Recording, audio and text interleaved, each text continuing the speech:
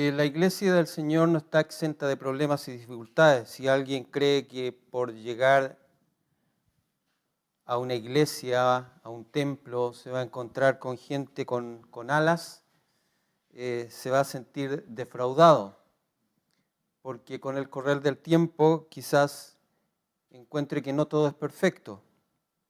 Pero esa es la realidad de hombres y mujeres que viven en un proceso continuo y constante de santificación. Y esa operación, esa obra la va haciendo el Señor a través de su palabra. Todas aquellas cosas que son pecaminosas, que hacen daño al ser humano, van siendo eliminadas. Pero en el transcurso de esa operación que el Señor hace, muchas veces afloran este tipo de situaciones y por lo tanto en la iglesia nos encontramos con situaciones que no quisiéramos encontrarnos. Pero el tema no es que encontremos esas cosas en una iglesia, lo importante es que se solucionen y que se superen, porque si no sería una mala señal, como hemos leído o como hemos sido enseñados. Hay marcas que identifican una iglesia saludable, una iglesia sana. Y esa iglesia saludable y esa iglesia sana es aquella que reconoce sus errores y que soluciona sus problemas. Y esto es lo que vamos a ver ahora. Pablo está escribiendo desde otro lugar, desde otra región, a la iglesia de Corintio, con las expectativas de que se solucionen los problemas. Pablo no tiene ningún problema con la iglesia de Corintios. Son varios de la iglesia de Corintio que tienen problemas con Pablo al no reconocerle su ministerio, no incluso reconocerlo muchas veces como una persona sincera, honesta, transparente, y esto influenciado por falsos maestros, falsos profetas, falsos enseñadores que muchas veces se introducen en la iglesia. Y cuando decimos falsos maestros, lo que estamos diciendo es que son falsos creyentes, no son verdaderos creyentes. Por lo tanto, Pablo se encuentra en esta situación. Y haciendo un resumen de lo que se nos predicó en el domingo pasado, que estuvo en 2 de Corintios, capítulo 6, predicado por nuestro pastor, él en la conclusión del sermón y de todo lo que él expuso, nos llamaba a cosas que Pablo insistió y le escribió a la iglesia de Corintios para que ellos pudieran resolver su situación y pudieran crecer y pudieran tener nuevamente comunión con Pablo, porque Pablo los amaba como hijos de ellos. Y por lo tanto Pablo estaba interesado en restaurar esa relación, en beneficio de ellos mismos. Entonces, Pablo les exhorta en primer lugar a que no desaprovechen la gracia de Dios, porque la gracia de Dios siempre está disponible para los hijos del Señor, porque es la gracia del Señor la que nos fortalece, la gracia del Señor la que apelando a ella encontramos perdón, encontramos bendición de parte del Señor, consuelo. Es a ella la que siempre debemos apelar. Y Pablo instruye a la iglesia de Corintios que apele a esa gracia, que hay tiempo de salvación. La gracia opera tanto para el creyente como para el no creyente. Para el no creyente es para que encuentre el día de salvación. Y el día de salvación siempre es presente, es hoy. No es ayer ni es mañana, es hoy. Y la gracia de Dios está disponible para aquellos que todavía no creen ni confían en la salvación dada por Cristo. Pero también la gracia del Señor está para el no creyente, para aquel que ha caído en pecado, para que se arrepienta, porque la bondad y la misericordia del Señor está disponible. Y en ese sentido se nos hacía una pregunta: ¿qué valor nosotros le asignamos a la gracia del Señor? ¿Es importante? ¿Entendemos cómo opera la gracia del Señor en nuestras vidas y en nuestro crecimiento espiritual? Y todos los días tenemos que apelar a esa gracia. También Pablo había demostrado con su testimonio que era un un siervo fiel del Evangelio, un siervo fiel del Señor. Y por lo tanto, ante ellos se muestra cómo es, honesto, transparente, con un testimonio que nadie tiene que hablar nada mal de él. Todo lo malo que se dice de él por estos falsos maestros son mentiras. Pero lo importante no es solamente ver a Pablo como un verdadero creyente, como una persona que tiene un testimonio que puede exponerlo ante cualquier persona. La pregunta que se nos hacía es ¿qué importancia nosotros le damos a nuestro propio testimonio personal, en nuestro entorno cercano, en nuestras actividades diarias?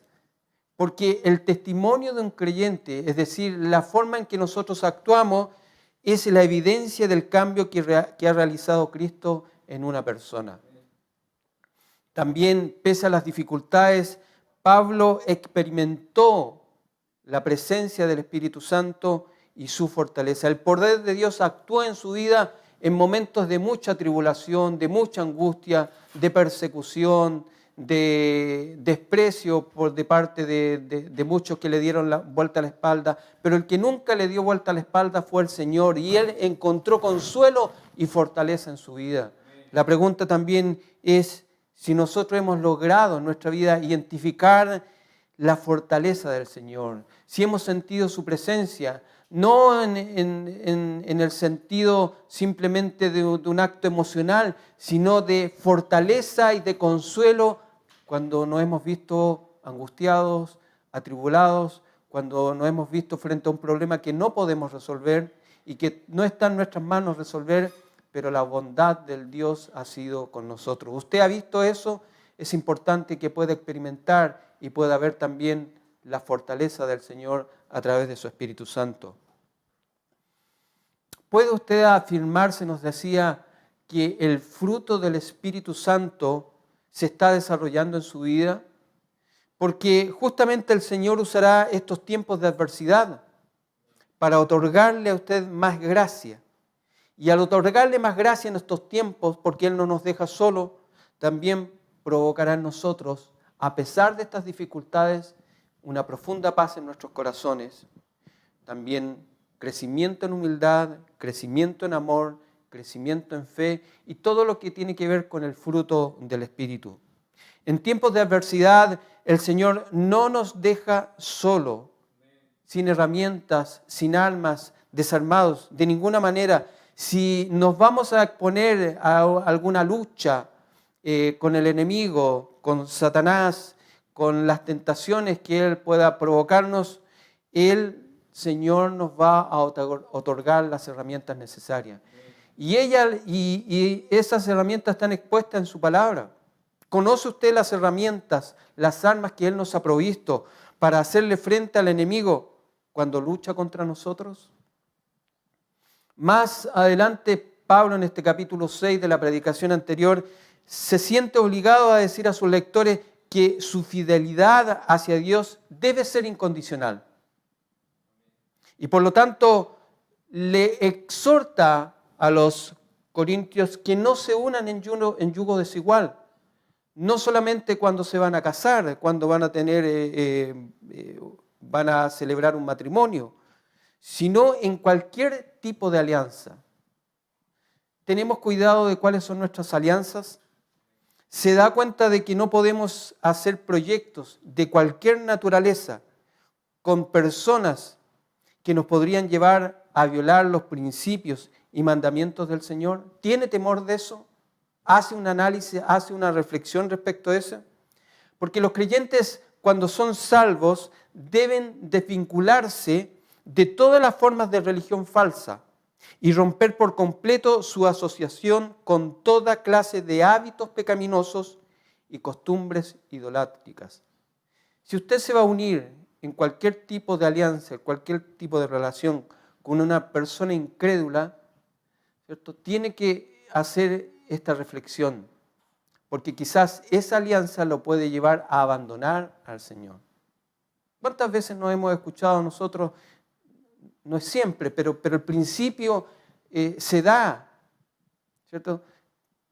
Yo me enamoré, yo me quise casar con tal persona, pero fue un desastre. No quise atender el consejo.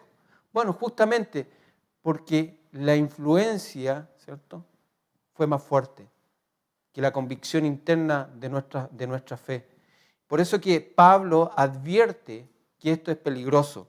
Eso no significa que tenemos que alejarnos, huir de todas las personas, no.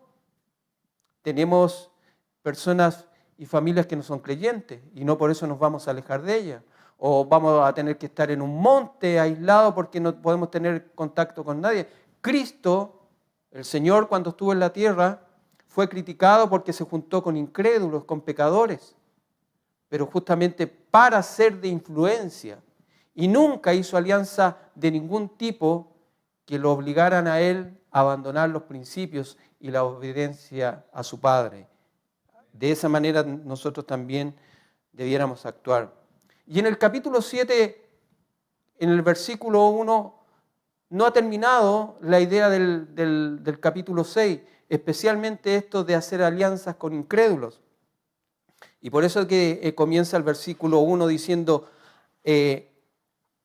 así que, amados, ya que tenemos estas promesas, y también se nos hacía ver de que estas promesas están en la palabra del Señor, están ahí, están en el Antiguo Testamento, promesas para el pueblo de Dios, a las cuales nosotros también podemos acceder si somos fieles al Señor.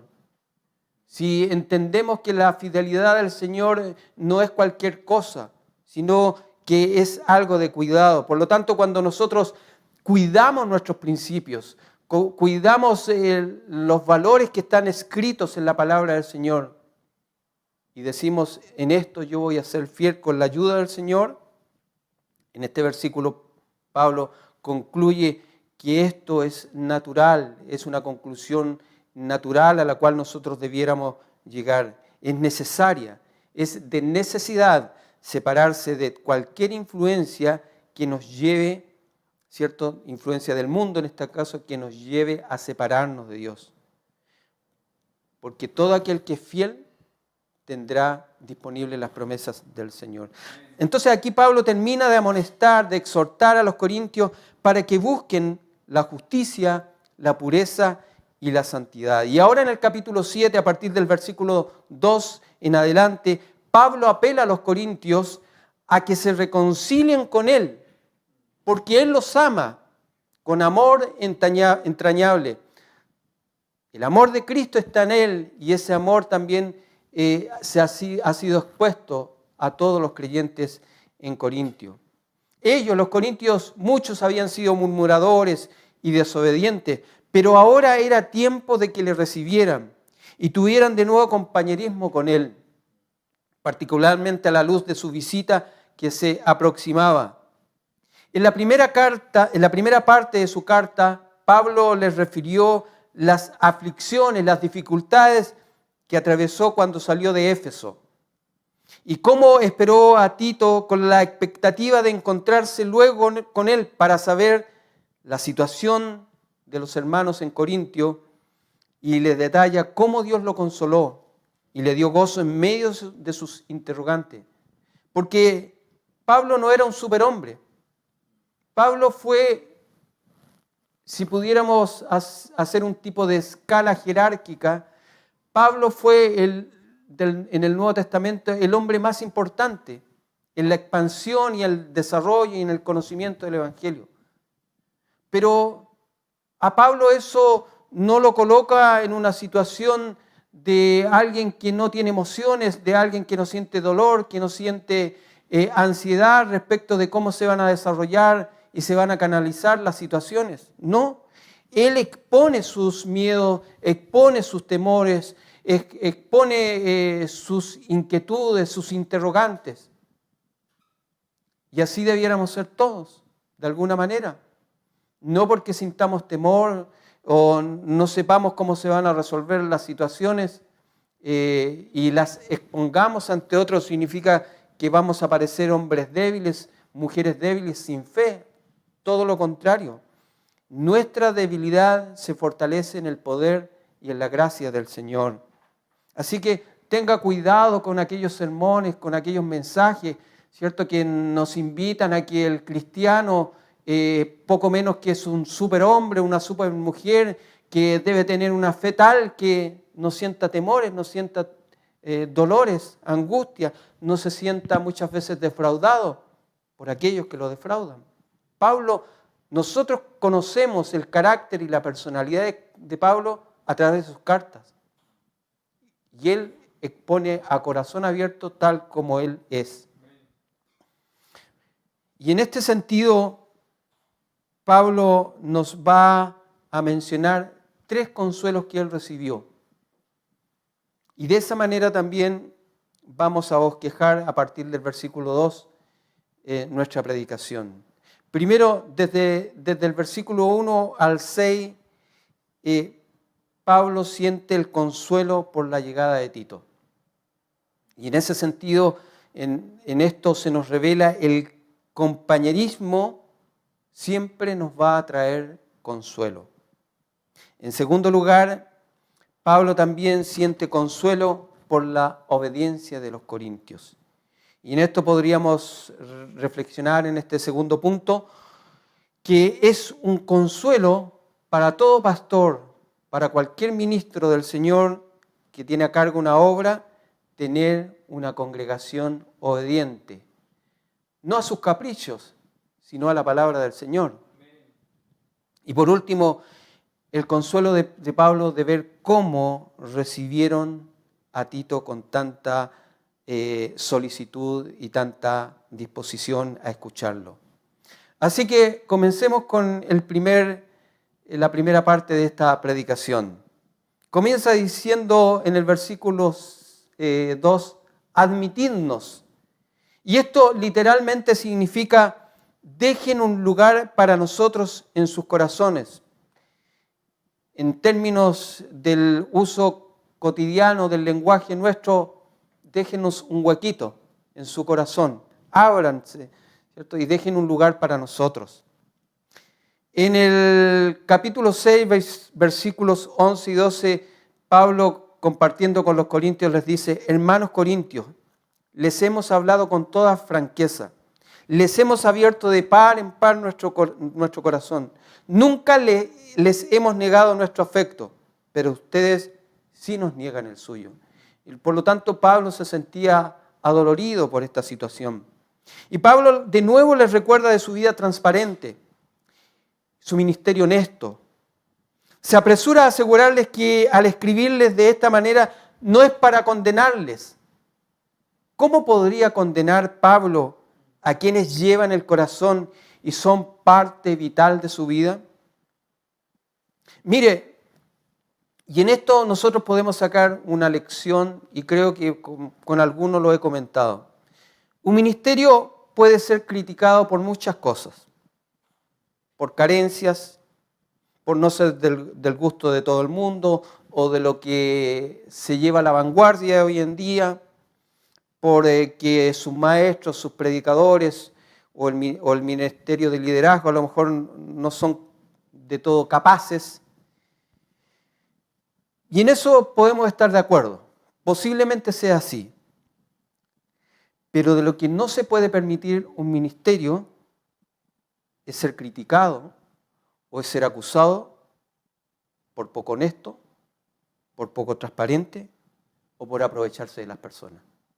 Eso no debiéramos nosotros nunca escucharlo de un ministerio, de un pastorado, de un ministro, de una iglesia. En esta iglesia son todos sinvergüenza. De eso nosotros debiéramos preocuparnos. Porque esa es labor nuestra. Las debilidades de un ministerio las suple el Señor, con su gracia y con su poder. Pero la parte ética la debemos poner en práctica nosotros. Así que el Señor nos ayude. Creo no equivocarme, que en su gracia y en su misericordia Dios nos ha librado de eso. Y por lo tanto, nosotros somos un ministerio transparente y honesto, con imperfecciones, con equivocaciones, con debilidades quizás, pero creo que no nos podrían acusar de estas cosas. Y a Pablo no lo podían acusar de esto.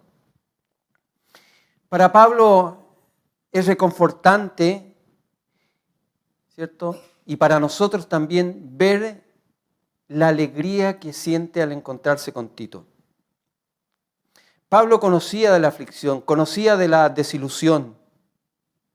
Como dijimos, Pablo expone sus emociones, sus interrogantes, sus miedos quizás. Quizás mientras se iba a Macedonia, sus preguntas eran, ¿dónde estará Tito? Recuerden que las comunicaciones de hoy día, para saber rápidamente de una persona, de una situación, eran totalmente distintas hace 2000 años atrás, incluso hace un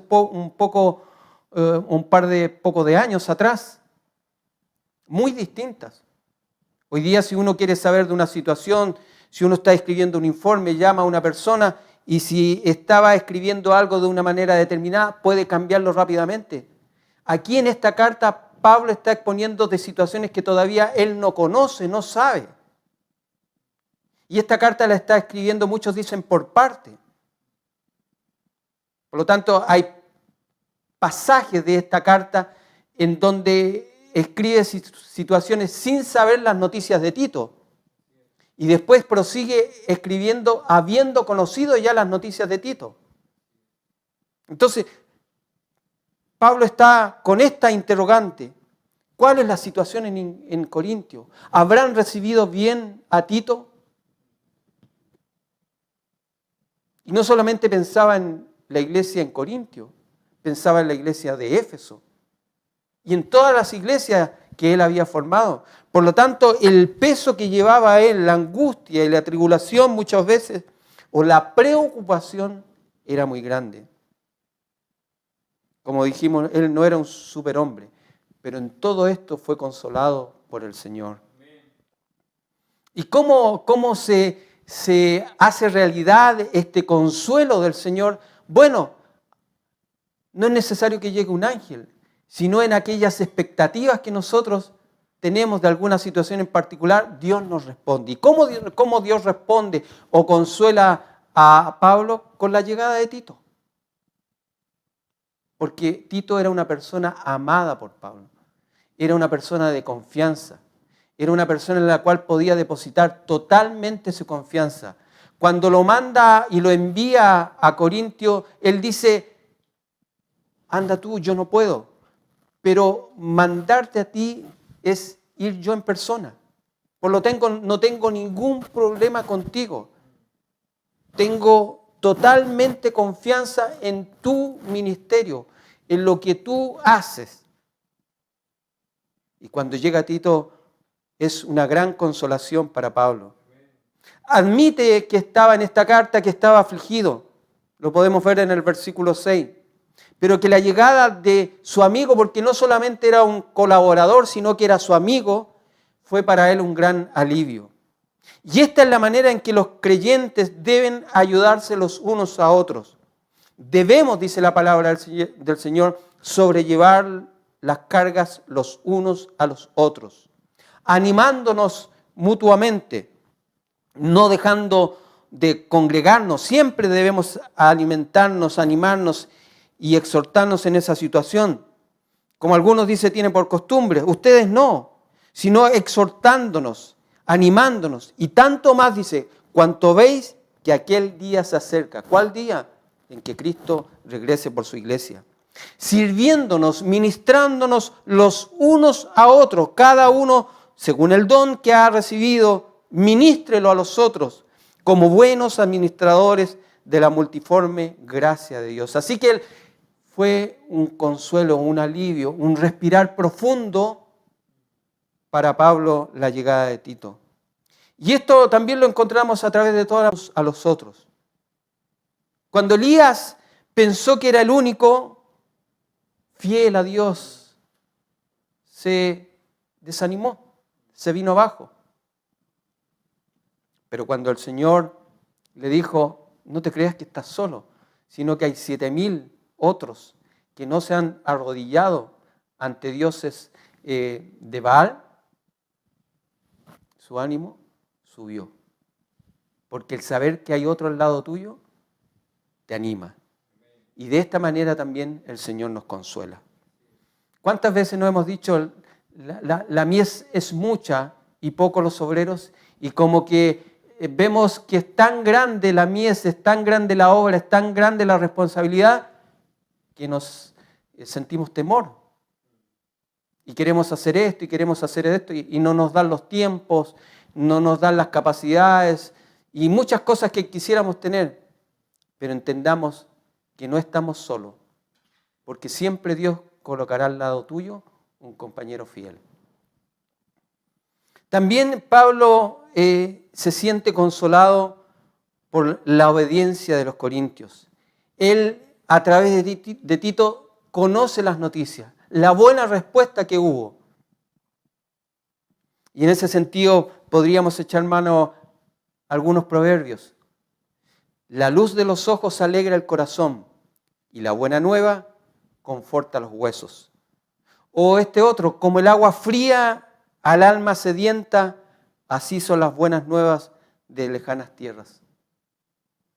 ¿Ha tenido usted la expectativa de esperar buenas noticias de algo en particular? ¿Cómo se siente hasta que esa buena noticia no llega? Ansioso. Como una persona en el desierto sin agua. Así nos sentimos, intranquilos, desesperados. Queremos saber esa noticia y que esa noticia sea buena. Bueno, estos proverbios simplemente muestran la realidad que nos ocurre en ese tipo de situaciones. Para Pablo fue un consuelo ver de nuevo a Tito, pero fue un mayor consuelo oír las buenas noticias de que la carta anterior, que fue muy severa por parte de Pablo a los corintios, había dado buenos resultados. En el versículo 7 menciona una lista de estos buenos resultados.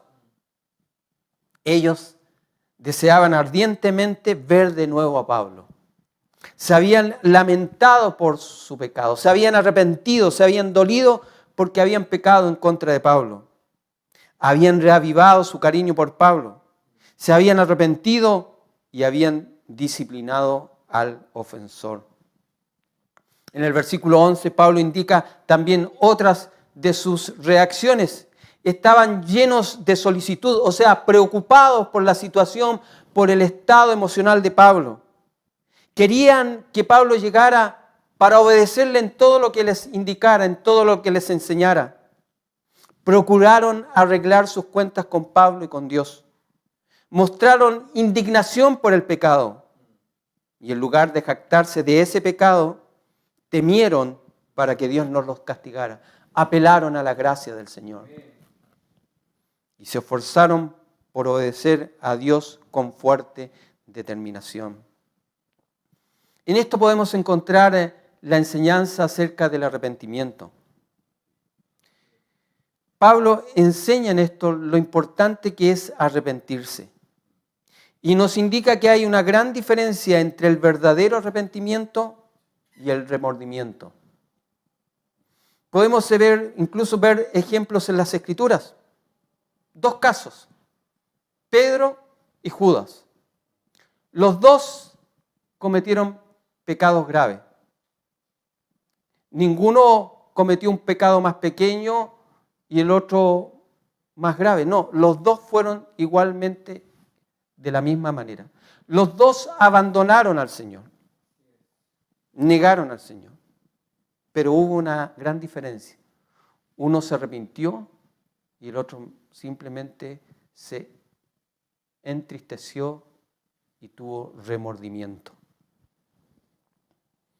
El arrepentimiento es de Dios. Y es una tristeza que atrae a la gente a que se acerque más a Dios para confesar su pecado, para reconocer su pecado. Ese es el verdadero arrepentimiento. En cambio, el remordimiento no es genuino, no es un arrepentimiento verdadero. En vez de acercar a la gente a Dios, lo aleja y los empuja a las manos de Satanás. Ya dijimos, por ejemplo, Pedro mostró verdadero arrepentimiento y fue perdonado. Judas, en cambio, mostró remordimiento y se quitó la vida. La vida está llena de gente que tiene remordimiento y que para nosotros puede ser quizás una muestra de arrepentimiento, pero no. En el transcurso de su vida, en el tiempo, en su manera de actuar, nos damos cuenta que simplemente era remordimiento, pero nunca hubo un verdadero arrepentimiento.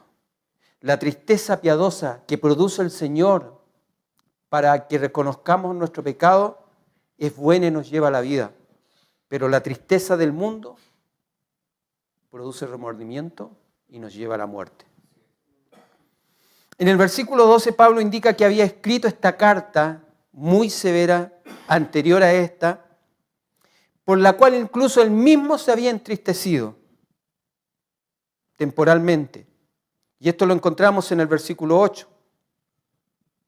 Pero él les da a entender que era una muestra de amor hacia ellos. Él quería que reconocieran sus pecados, sus errores, sus faltas. No solamente fue con la intención de corregir al ofensor o para demostrar el interés por aquel que había sido ofendido, sino para demostrar interés por ellos, solicitud, preocupación por ellos. Pablo anhelaba fervientemente que los creyentes no sufrieran ninguna pérdida espiritual. Su aguda reprensión procedía de un corazón de amor para bien de ellos y para la gloria de Dios. Versículo 9.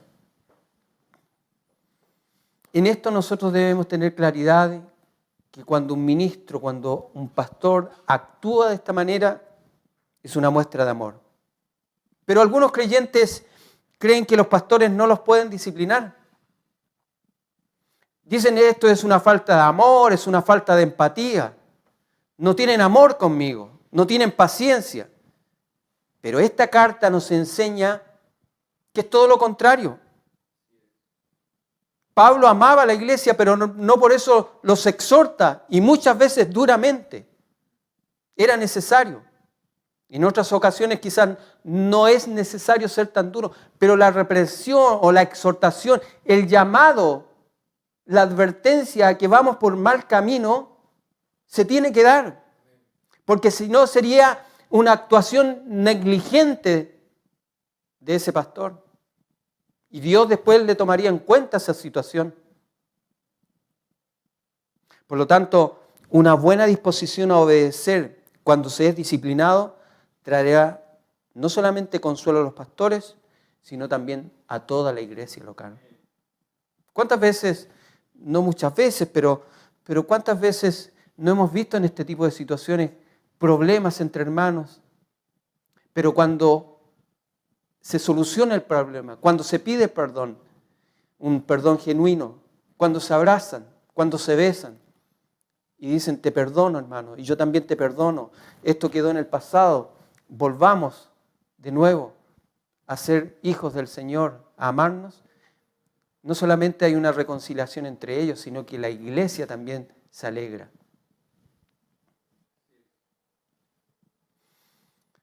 En tercer lugar, también Pablo se consuela y se alegra por ver cómo recibieron a Tito.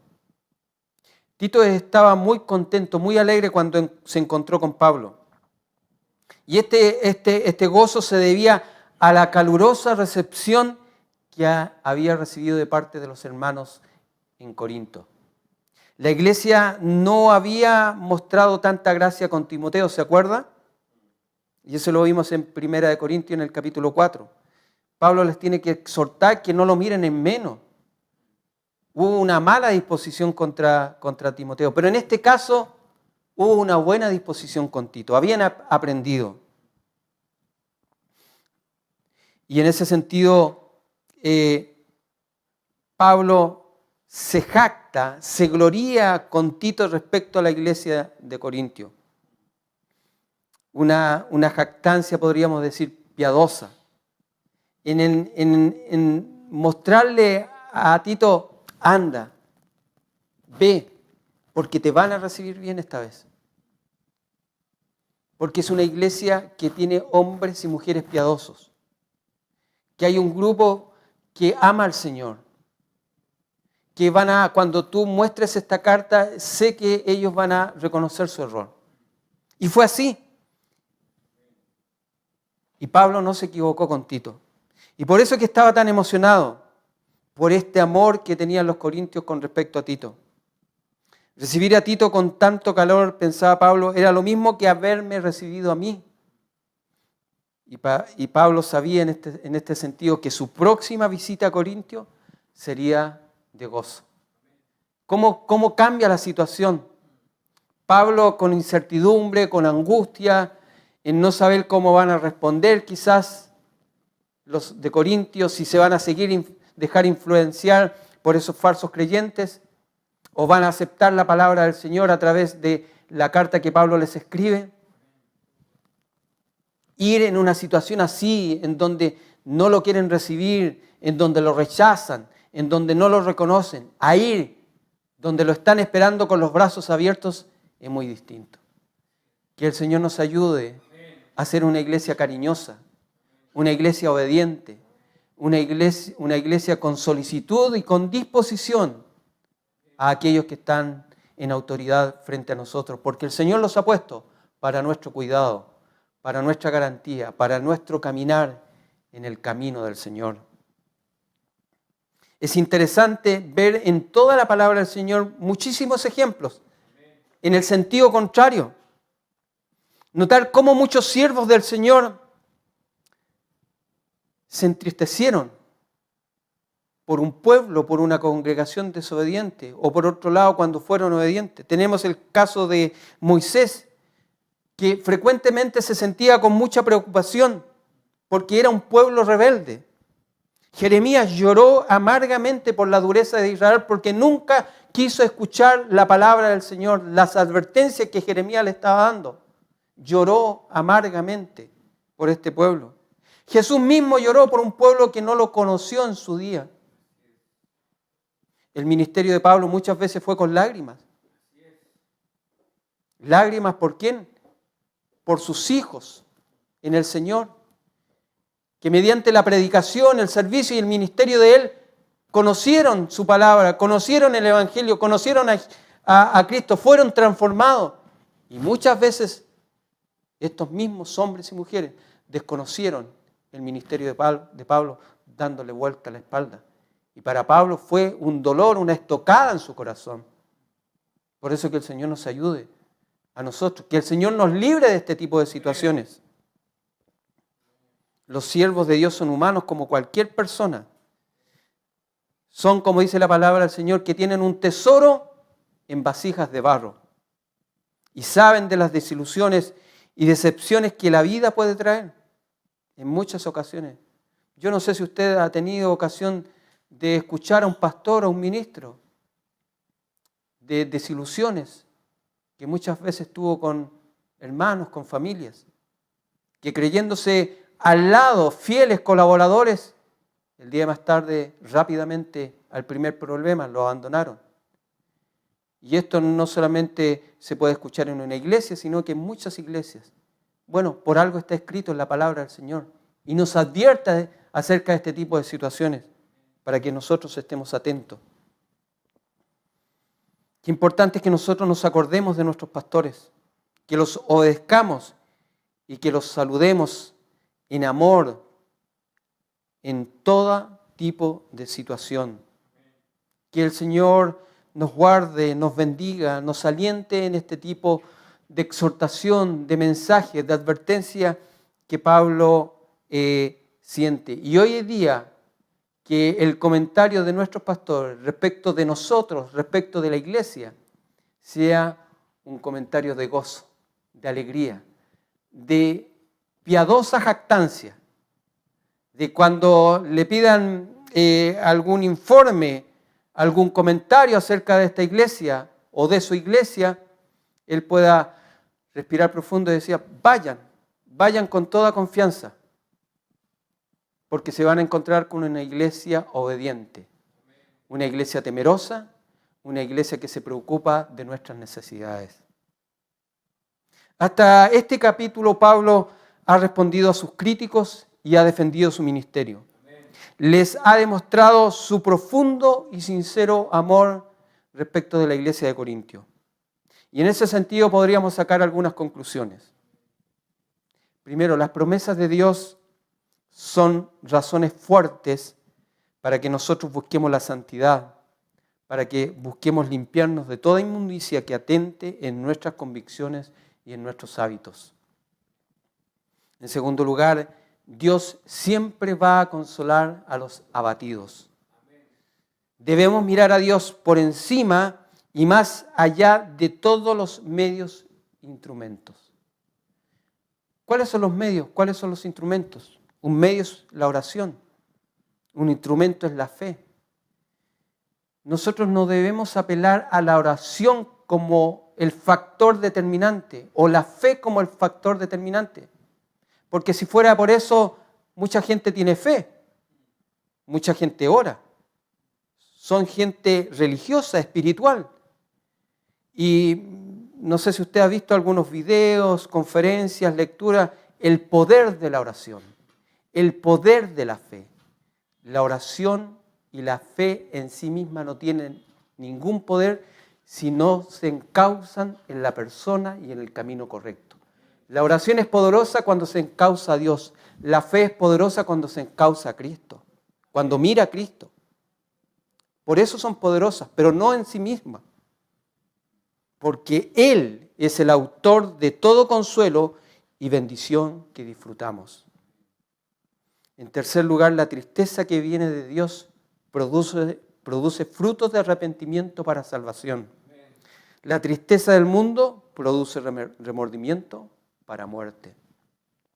Y por último, importante es que nosotros siempre nos acordemos de nuestros pastores en nuestras oraciones, por sus necesidades, que tengamos solicitud y predisposición para obedecerles, para no añadir a su ministerio tristeza sobre tristeza, sino ser fieles colaboradores en la obra del Señor, sabiendo que Él no es injusto para olvidar la obra de amor que usted y yo realizamos día a día en nuestro caminar.